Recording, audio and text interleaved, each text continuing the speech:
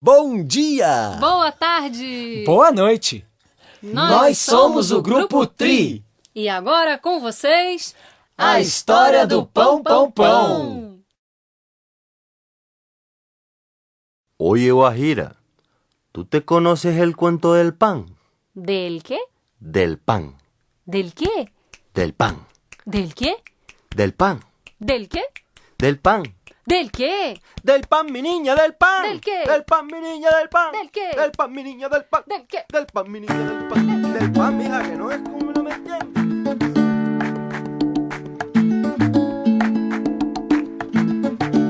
A nossa história começa numa casinha de uma cidadezinha pequenininha, onde morava o padeiro João.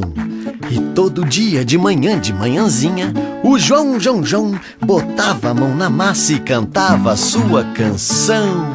Todo dia o padeiro faz o pão, faz o pão, faz o pão, faz o pão.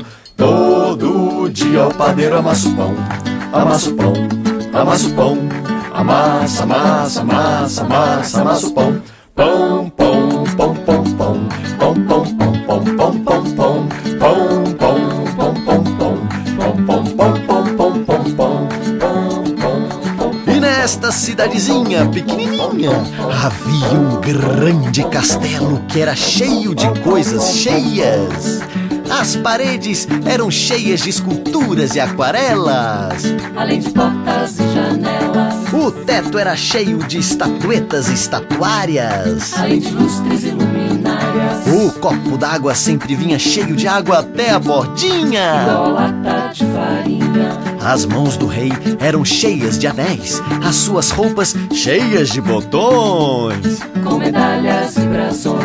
E o rei amava sua filhinha, que vivia cheia de graça e adorava andar na praça. Mas acontece que um certo dia o rei acordou bastante embasbacado.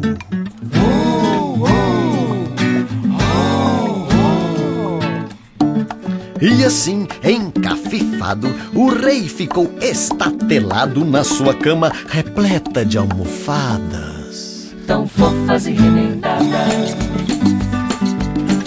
Boca aberto, estupefato e com a pulga atrás da orelha, o rei descobriu com calafrios que o seu castelo estava cheíssimo de espaços vazios. Os primeiros raios de sol surgiam atrás da montanha, quando o rei deu um pulo da cama, encheu o peito de ar e anunciou: Alô? Alô? Som. 1, 2, 3, testando. Quem encher o meu castelo será muito bem recompensado, mas deve encher até ficar bem recheado, sem deixar o mínimo espaço vazio. Está lançado o desafio. E assim continua a nossa história. Tchá, tchá, tchá. Epa! Vejam só quem está chegando! É o grande imperador do outro lado do mundo, navegando pelos mares com aquele mundaréu de caravelas. O grande imperador do outro lado do mundo era um grande colecionador de tampinhas de garrafa. Ele vem trazendo centenas de milhões, de bilhões, de trilhões das mais diferentes, esbroglóticas e escalafobéticas tampinhas coloridas do mundo inteiro. Pode deixar comigo que eu vou esvaziar sua dúvida, honorável rei. Vou transbordar o seu castelo com tampinhas coloridas. Não vai sobrar espacinho nenhum. E começaram a esvaziar as caravelas e encher o castelo com tampinhas coloridas. Parecia um arco-íris. Quando a última tampinha foi colocada, o rei ficou admirado. Mas... Epa! Olha lá! Sim! O rei descobriu de fato um espaço vazio entre o fogão e o escorredor de prato. E levaram 6 meses para recolher aquele mundaréu de tampinhas. Aquilo encheu a paciência do rei.